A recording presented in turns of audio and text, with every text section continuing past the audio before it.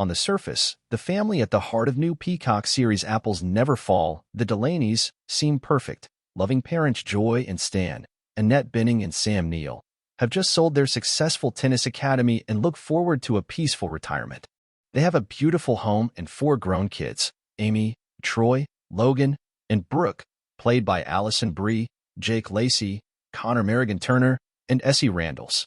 But things never are as they seem, and when a mysterious woman named Savannah Georgia Flood shows up on their doorstep wounded and needing a place to stay, the facade and all the secrets it was masking begin to unravel. And then Joy suddenly disappears, and the family is embroiled in the case of her disappearance and possible murder. Ahead, EW got the cast to pry open the case files on each of the family members central to the mystery at the heart of the series, which is based on the Liane Moriarty novel of the same name, and hits Peacock March 14th. Joy. Key facts and personality. When we first meet Joy before her disappearance, she's definitely not okay, says Bening. Though she's facing retirement and loves her kids and husband deeply, she finds herself at a place where she has a blankness inside and is on the edge. Joy is a little bit lost, explains Bening. I think she's at a point in her life that she didn't anticipate turning out in the way that it has. I think she feels invisible. I think she feels unseen, and I think she has a problem even seeing herself. She's searching, and she doesn't even know what for. On Joy's secrets, I think she, like a lot of women, is holding the family together, but that's no longer working. She loves her husband very much, but there's so much that's happened that never got resolved, never got discussed, never got aired in an open, honest way. And there's a cost. And now I think they're paying the price of that. There's years and layers of stuff. Some of it's just between me and my husband that the kids don't even know about. And some of it's happened with the children. I think I've got secrets with each of the kids that the other kids don't know about. And so there's just these layers of denial and unexplored tensions that has caused this kind of fracturing among us. What does the character think of the mysterious Savannah? Bening says her character is thirsty, but doesn't know it, and Savannah's arrival is like a glass of the most delicious lemonade for her. In that moment, for whatever reason, Joy just says, "Yeah, I do need a little something here. Nobody is aware of the fact that I am kind of desperate inside for something, and no one sees it," says Bening. Part of it, I think, is Joy's responsibility. She doesn't show it. And then part of it is because as a mom, as a wife, it's like she always seems okay, so everyone just assumes she is okay, but she's not okay. Stan. Key facts and personality. Stan has had a difficult childhood and, one way or another, he's ensured that all his children have difficult childhoods, too, Neil tells EW. He describes his character as someone who ferociously loves his family, but is super competitive. He has the mind of an obsessive coach, and he wants to coach his children to be the absolute best they can possibly be. And he is that kind of weird alpha male thing, which I find pretty strange, personally, Neil says with a laugh. But he's also vulnerable and full of love, and also kind of hilarious in his own way.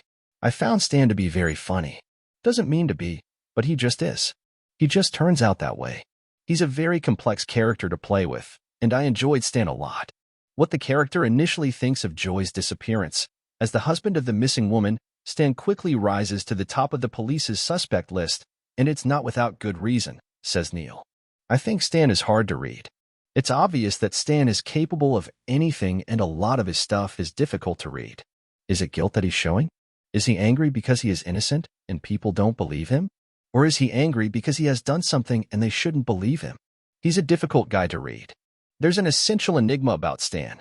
You learn more about him as you go on, but nothing straightforward with Stan, and thereby hangs a lot of the mystery.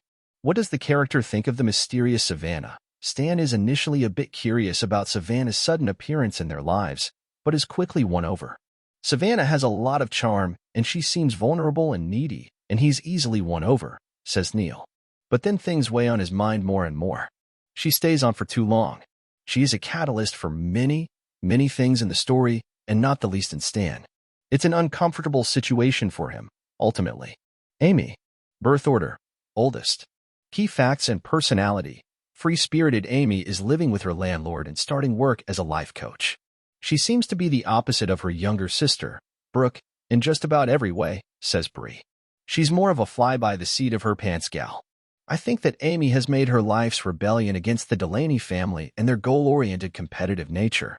So she has spent a lifetime trying to undo the things that she learned in childhood and trying to continue to tap into her emotions, Bree explains. Amy is also a highly emotional and emotive person, and Bree thinks she spent a lot of time in therapy over the years trying to figure herself out. Amy seeks to be a great communicator and wants that from her family as well. She's often belittled by her family and not taken seriously because she doesn't seem to have hard, fast goals, and that's true, says Bree. She's very in tune with the universe and with the energy frequencies around herself, and I think her family also doesn't take her seriously because of that. What the character initially thinks of Joy's disappearance. I think because Amy is so worried from the jump at not hearing from her mom. I mean, first of all, it's a sign of how connected to her mother she feels.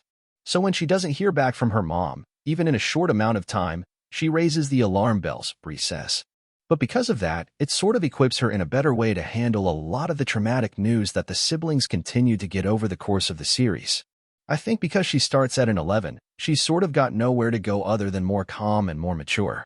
The star says her character almost comes into her own in a lot of ways after Joy's disappearance, and she takes on the role of family matriarch as the series goes on.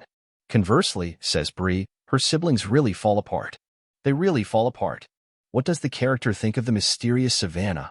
Amy is definitely threatened by the arrival of Savannah, but unlike her siblings, she tries to keep a positive attitude and even welcome her into the fold, at least to start.